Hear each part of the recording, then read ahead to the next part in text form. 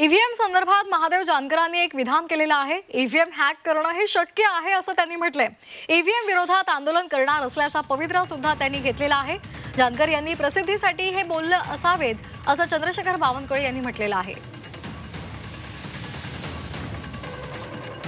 लोकशाही घातक घालायचं षडयंत्र जे चालू केलंय राज्यकर्त्यांनी त्याबद्दल ईव्हीएम बद्दल माझा न्याय आहे आणि राष्ट्रीय समाजपक देशभर निषेधाचं आंदोलन आम्ही ईव्हीएमच्या विरोधात करणार आहे। ईव्हीएम हॅक करता येतं। I am also the engineer, I know that.